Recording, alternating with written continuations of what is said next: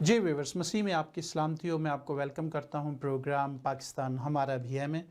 اس programme کو host کرتے تھے وسیم لوئس، لیکن آج وہ ذاتی مصروفیات کی وجہ سے پروگرام میں نہیں ہیں، تو ان کی جگہ یہ رسپانسبلٹی مجھے ملی ہے۔ تو آج ہم خاص طور پر یہ جو پروگرام کر رہے ہیں وہ اسپیشلی جو ایک بل پیش ہوا ہے اور اسے ریجیکٹ کیا گیا، اقلیتی امور کی کمیٹی کی طرف سے ریجیکٹ کیا گیا، اس پر ہم بات چیت کریں گے۔ آج ہمارے ساتھ ایک مہمان ہوں گے، ہمارے محترم جناب ڈاکٹر صابر مائیکل صاحب۔ وزارت مذہبی امور نے جبری تبدیلی مذہب کو روکنے کے بل پر اعتراضات لگاتے ہوئے واپس وزیر کو بھجوا دیا ہے۔ وفاقی وزیر مذہبی امور نور الحق قادری نے اپنے بیان میں کہا ہے کہ یہ بل شرعی اور قانونی طور پر غلط ہے۔ تو جی ویورس، آج ہم چلتے ہیں اپنے مہمان کی طرف۔ جی ڈاکٹر صابر مائیکل صاحب، میں آپ کو ویلکم کرتا ہوں اپنے پروگرام پاکستان ہمارا بھی ہے میں۔ سب سے پہلے تو آپ کو مبارکباد پیش کرتا ہوں کہ آئی سی سی نے آپ کو ریسرچر کے لیے پاکستان سے منتخب کیا، آپ کو ایک بہت اچھی پوسٹ پہ انہوں نے ویلکم کیا ہے۔ تو میری طرف سے، تمام ویورز کی طرف سے، پوری پاکستان کی کمیونٹی کی طرف سے آپ کو بہت بہت مبارک ہو۔ بہت شکریہ آپ کا، تھینک یو۔ جی صابر مائیکل صاحب، میرا پہلا سوال ہے کہ جو بل پیش کیا گیا مذہبی امور کمیٹی کو اور جنہوں نے ریجیکٹ کیا، اس کا ذرا تھوڑا سا بیک گراؤنڈ بتائیں گے کہ وہ کیا بل ہے؟ یہ گزشتہ کوئی 1 سال سے پاکستان میں فورس کنورژن کے موضوع کے اوپر بڑی ایکٹیویزم ہو رہی ہے، پاکستان کے اندر سے بھی اور باہر سے بھی۔ اس فورس کنورژن کے جو معاملات ہیں، ان کو امپٹس ملا تھا اندرون سندھ میں جو واقعات ہوئے، اور خاص طور پہ جو لاسٹ اکتوبر میں آنے والا ہے آردو راجہ کا واقعہ تھا، اس کے بعد سے پھر اس کو بڑا امپٹس ملا۔ پارلیمنٹری کمیٹی بنی ہے انور کاکڑ صاحب کی طرف سے، اور پھر مختلف حلقوں نے اس کے اوپر، سول سوسائٹی کے لوگوں نے کام کیا۔ یہ فورس کنورژن کے لیے بل پاس کرنے کی تیسری باقاعدہ ایفرٹ ہے۔ اگر ہم بالکل دیکھیں تو پہلے سندھ گورنمنٹ نے سندھ مائنورٹی پروٹیکشن بل جو ہے وہ پیش کیا تھا، جسے گورنر نے سائن نہیں کیا تھا، لیکن وہ بل آج بھی اسمبلی میں سٹینڈنگ بل کے طور پہ پڑا ہوا ہے۔ اگر سندھ گورنمنٹ چاہے تو اس کو دوبارہ سندھ اسمبلی سے اپروو اگر کر دے تو پھر گورنر کے سگنیچر کی بھی ضرورت نہیں ہوگی، لیکن موجودہ ماحول میں رہتے ہوئے اندازہ ہوتا ہے کہ ایسی جرت اور ہمت جو ہے کرنا کسی کے لیے بھی ناممکن نہیں ہے، ممکن نہیں ہے۔ بنیادی جی طور پہ ہم یہ دیکھنا چاہتے ہیں کہ یہ جو قانون ہے فورس کنورژن کے حوالے سے، وزارت انسانی حقوق اس کی کسٹوڈین ہے۔ انہوں نے، ڈاکٹر شیریں مزاری صاحبہ نے بڑی مہربانی کی، اس پہ ہوم ورک کیا، بل تیار کیا اور اسمبلی میں پیش کرنے کی کوشش کی، اور اس کے جو بنیادی نکات تھے وہ یہی تھے کہ آپ 18 سال سے کم عمر شادی نہیں کر سکتے، 18 سال سے کم عمر آپ مذہب تبدیل نہیں کر سکتے، اور اس میں بہت بڑا کمپریہنسو قسم کا بل تھا یہ۔ لیکن جیسے ہی یہ قانون پاس ہوا، قانون ٹیبل کرنے کی بات ہوئی، تو جی ظاہر ہے اس کے بعد یہ مذہبی امور کمیٹی میں آیا، جہاں پر نور الحق قادری صاحب تھے اور دیگر لوگ تھے، انہوں نے اس بل کو ریجیکٹ کر دیا ہے۔ اس سے پہلے ایک انوار الحق کا، جیسا میں نے کہا کہ یہ ایک تیسری بڑی ایفرٹ ہے فورس کنورژن کے حوالے سے۔ پہلا تو میں نے ذکر کیا سندھ مائنورٹی پروٹیکشن بل کے حوالے سے، پھر انوار الحق کاکڑ صاحب کی جو فورس کنورژن کی پارلیمنٹری کمیٹی تھی، انہوں نے بھی رپورٹ دی، اور ایک گول مول سی رپورٹ دی جی کہ فورس کنورژن نہیں ہوتی پاکستان میں، ہوتی ہے تو اس کے سماجی اکنامک اور کلچرل فیکٹرز ہیں اور بہت ساری چیزیں ہیں، لیکن وہ گھما پھرا کے بات کی، بنیادی طور پہ انہوں نے اس کو ایڈمٹ نہیں کیا۔ بالکل تیسری یہ ایفرٹ تھی اور یہ بھی ناکام ہو گئی ہے۔ ہمیں آج کل کا جو ماحول ہے، ہم کبھی بھی افغانستان کی صورتحال سے اس کو الگ کر کے دیکھ نہیں سکتے۔ بالکل میں لاسٹ ویک ایک پروگرام میں تھا آسٹریلیا میں کچھ دوستوں کے ساتھ، تو وہاں پہ البرٹ ڈیوڈ صاحب جو ہیں ہمارے minority rights national minority rights commission کے ممبر ہیں، انہوں نے یہ مینشن کیا اور ڈاکومنٹ شیئر کیا کہ جو تحریک طالبان پاکستان ہے، انہوں نے باقاعدہ حکومت پاکستان کو منع کیا کہ اس قسم کی لیجسلیشن نہ کریں، ورنہ پھر ہم اس کے سمجھتے ہیں نتائج بھگتنے کہ پڑیں گے۔ جہاد ہوگا۔ تو بنیادی طور پہ ایسی صورتحال میں کسی کے لیے بھی اتنا بڑا سٹیپ لینا ممکن نہیں ہے، لیکن بہرحال میں ڈاکٹر شیریں مزاری کو obviously کریڈٹ دینا ہوگا کہ انہوں نے بہت ہمت کی ہے، اور اس وقت تمام توپوں کا رخ جو ہے وہ زیادہ تر انہی کی طرف ہے۔ اور اچھا میں ذاتی طور پہ ہیومن رائٹس ایکٹیوسٹ مجھے پتا تھا کہ یہ بل پاس نہیں ہونا، لیکن ہم چاہتے تھے کہ یہ اینڈ تک ایفرٹ ہو تاکہ وہ لوگ ایکسپوز ہوں. جیسے ہماری پنجابی میں ایک کہاوت ہے کہ برے کے گھر تک جانا چاہیے، جھوٹے کے گھر بالکل تک جانا بالکل چاہیے. تو اب ہم وہاں چلے گئے ہیں، ہمیں پتا چل گیا ہے کہ حکومت پاکستان میں اتنی ہمت نہیں ہے کہ وہ اس انسانی حقوق کے تقاضوں کے مطابق اس بل کو پاس کر سکتے ہیں.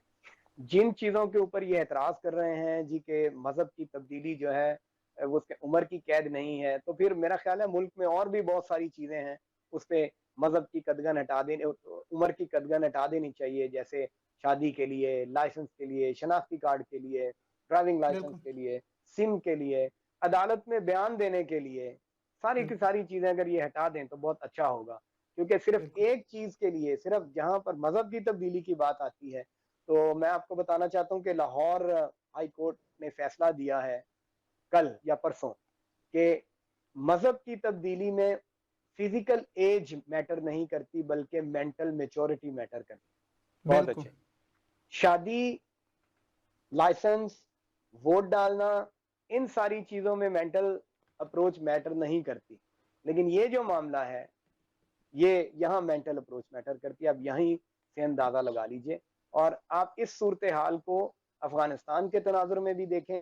آپ اس کو جی ایس پی پلس کے سٹیٹس میں بھی دیکھیں. لیکن افسوس افسوس در افسوس یورپین یونین کے اوپر کہ میں نے جو سنا ہے کہ انہوں نے جی ایس پی سٹیٹس برقرار رکھنے کا فیصلہ کیا ہے پاکستان کا.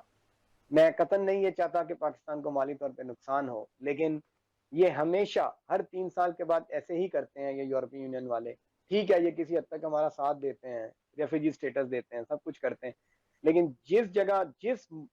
جس طریقے سے یا جس سٹیٹ پہ گردن دبوچنے کی باری آتی ہے اس وقت پھر یہ لوگ پیچھے ہٹ جاتے ہیں. جی میرے خیال میں ایک جہاں تک یورپین یونین کے حوالے سے ہے، ان کی کل ایک سٹیٹمنٹ آئی ہے جس میں انہوں نے مطلب 3 سال کے لیے پابندی جو ہے وہ نافذ کر دی ہے پاکستان پہ، اور اس نہیں لیکن بیچ میں ہٹائی بھی جا سکتی ہے. تو برقرار رکھنا تھا، وہ تو نہیں رکھنا تھا. پابندی جی تو اپنی جگہ پہ ٹھیک ہے، لیکن جی ایس پی پلس کا سٹیٹس جو ہے وہ بحال ہے، جس کے تحت پاکستان کی جو برآمدات ہیں ٹیکسٹائل جی کی، اس کو $3 ارب یا 3 ارب یوروز کا وہ ریبیٹ ملتا ہے.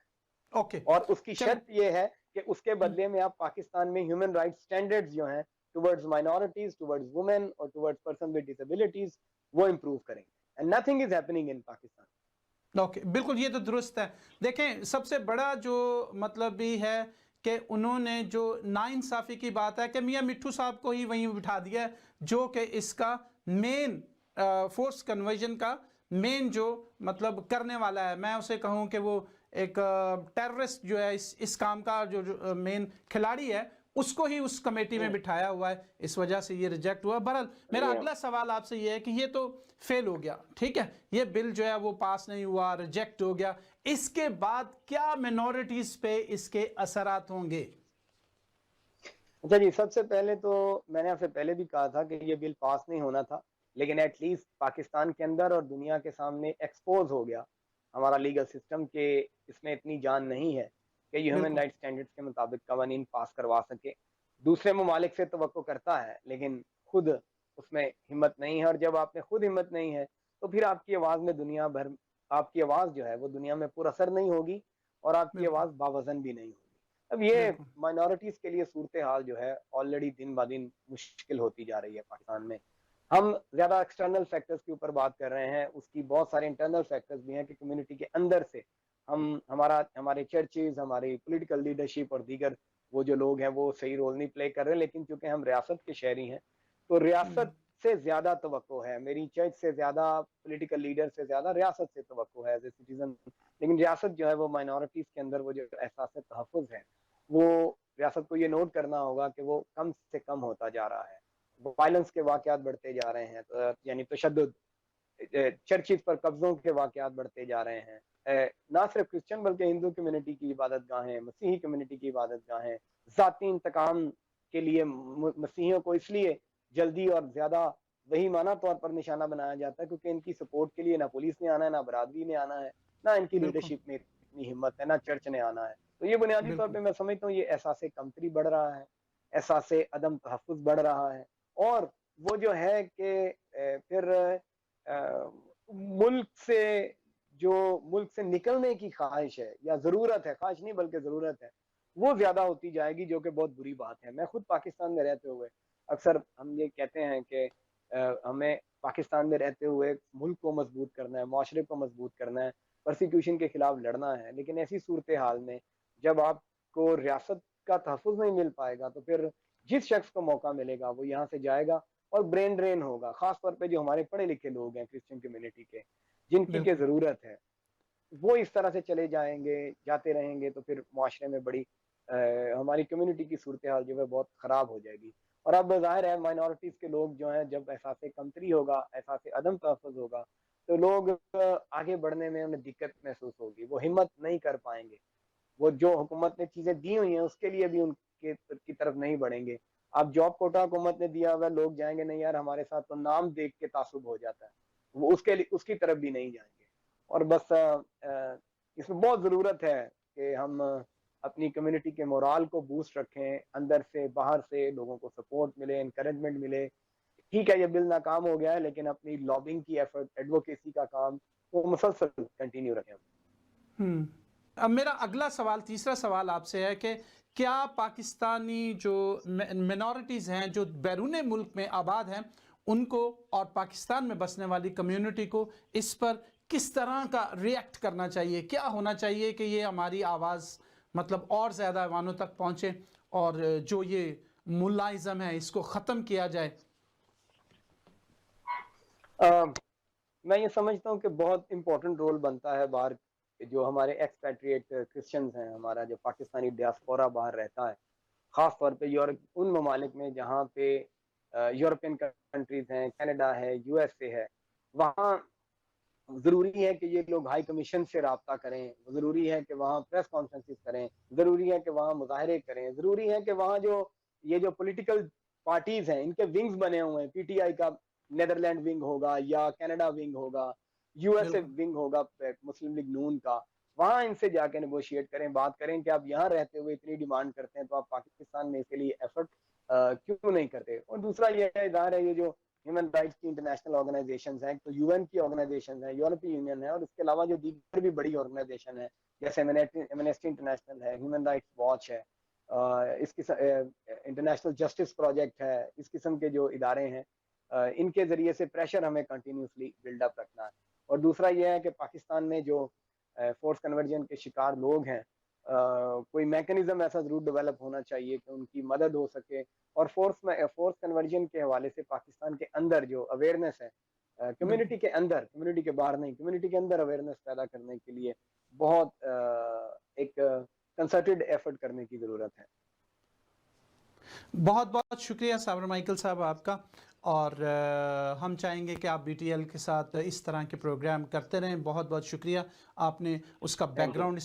اس بل کا بتایا، اور بہت سی ایسی چیزیں بتائیں جس میں پاکستان اور یورپ میں بسنے والی کمیونٹی کو چاہیے کہ وہ اور زیادہ سٹرگل کرے اور یورپین پارلیمنٹ میں مختلف اپنے ملکوں میں اس پر احتجاج کرے۔ اور جب تک ویورز ہم اس طاقت کو، ملائزم کو ختم نہیں کریں گے، تب تک پاکستان میں بسنے والی منورٹیز جو ہیں وہ اسی طرح پستی رہیں گی۔ آپ کا اور میرا رول ہے کہ ہم لوگ پاکستان کے مسیحوں کی آواز بنیں۔ بہت بہت شکریہ آپ کا۔ صابر مائیکل صاحب اگر آپ تھینک یو، کچھ شکریہ جی۔ کہنا چاہیں تو۔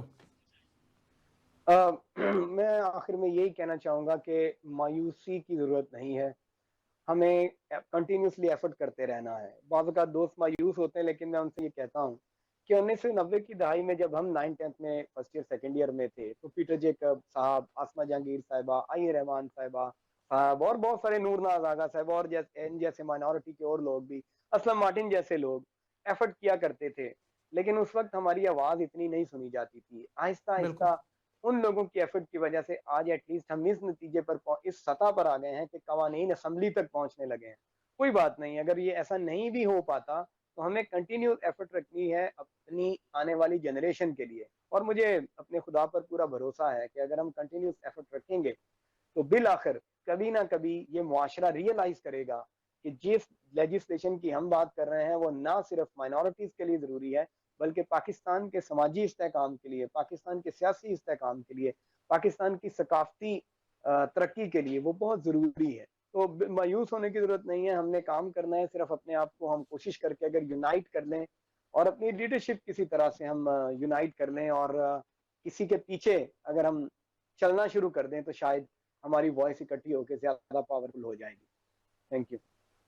بہت بہت شکریہ صابر مائیکل صاحب آپ کا اس پروگرام میں آنے کا. جی ویورز, پاکستان میں بسنے والی منورٹیز کو کس طرح کارنر میں لگایا جا رہا ہے, اس کے لیے پاکستان کے وزراء کچھ اور کہتے ہیں, لیکن اس طرح کی مذہبی امور کی کمیٹیاں کچھ اور فرماتی ہیں. پاکستان کے کچھ وزراء نے حالیہ اپنے بیانات میں کچھ یوں فرمایا ہے کہ فہد چودھری صاحب کہتے ہیں کہ پاکستان کو تباہ کرنے میں دینی مدرسوں کا ہاتھ ہے.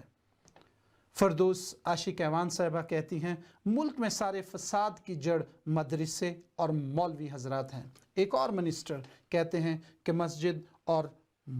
مسجدوں اور مدرسوں میں سب سے زیادہ بدفعلی ہوتی ہے, ان پر پابندی لگائی جائے. جی ویورز, دیکھتے رہیں BTL ٹیلی ویژن اور اپنے کامنٹ سے ضرور ہمیں آگاہ کیجیے گا کہ اس طرح کی کمیٹیاں جو بنتی ہیں وہ کس طرح پاکستان میں بسنے والی اقلیتوں پر ظلم و ستم کے پہاڑ ڈھاتی ہیں اور ڈھاتی رہیں گی, کیونکہ ہماری پاکستان کی گورنمنٹ جو ہے وہ اسے قبول نہیں کر رہی کہ مسیحیوں کے ساتھ اور دوسری اقلیتوں کے ساتھ ظلم و ستم ہو رہا ہے. دیکھتے رہیں BTL ٹیلی ویژن اور ہمیں اپنے کامنٹ سے ضرور آگاہ کیجیے گا. God bless you.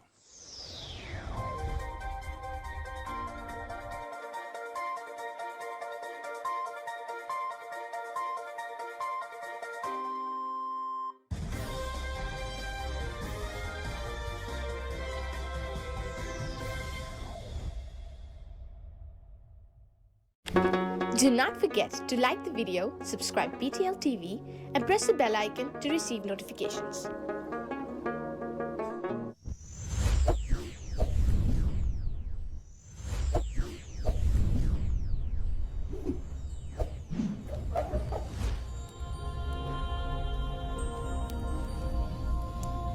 Jesus is the light of the world.